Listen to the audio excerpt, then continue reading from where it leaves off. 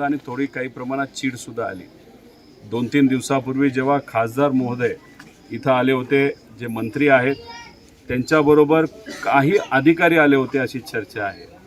अधिकाऱ्यांना कोणी ओळखत नाहीत, पण त्या अधिकाऱ्यांनी इथं असणाऱ्या कुटुंबियांना असं सांगितलं की आत्महत्या आहे असं न सांगता हा एक कुठेतरी घटना घडली, दुर्घटना घडली आणि त्याच्यात हे दोघं मृत्युमुखी पडले असं काहीतरी सांगा, मग कदाचित तुम्हाला जास्त पैसे मिळतील, म्हणजे त्याच्यात 8 लाख रुपये मिळतील असं तिथं असणाऱ्या अधिकाऱ्यांनी सांगितलं। आता ही गोष्ट मला आश्चर्यचकित झालो मी की तुम्ही कुठेतरी शेतकऱ्याला खोटं बोलण्यासाठी सांगताय, परिवाराला खोटं बोलण्यासाठी सांगताय। तुमच्या क्षमता आणि ताकद असेल तर तुम्ही अतिरिक्त मदत या कुटुंबाला दिली गेली पाहिजे। जसं मार्केट समिती असेल, आदरणीय शरदचंद्र पवार राष्ट्रवादी यांच्याकडनं सुद्धा काही मदत दिली जाते, काही इथे असणारे लोक मदत करत आहेत।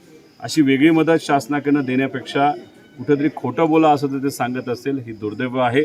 पण आज या महाराष्ट्रामध्ये शेतकऱ्याची परिस्थिती अतिशय हलाखीची झालेली आहे।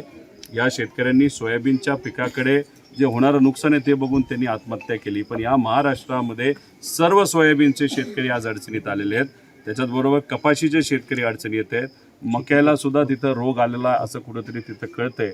विम्याच्या बाबतीत बोलायचं झालं तर 20% शेतकऱ्यांनी यंदा फक्त विमा घेतलेला आहे आणि त्याच्यात 80% शेतकरी हे विम्यापासून वंचित राहिलेले आहेत। आणि आता अवकाळी पाऊस, त्याच्याचबरोबर ढगफुटी आणि काही ठिकाणी दुबार पेरणीची अडचण, याच्यामुळे या महाराष्ट्रामध्ये असणारे करोडो शेतकरी आज अडचणीत येणार आहे।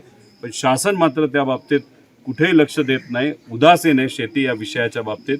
खऱ्या अर्थाने शेतकऱ्याकडे, कष्टकऱ्याकडे, ग्रामीण भागाकडे सुद्धा सरकारने लक्ष दिलं गेलं पाहिजे, पण ते आज देताना दिसत नाही, ही दुर्दैवी गोष्ट आहे।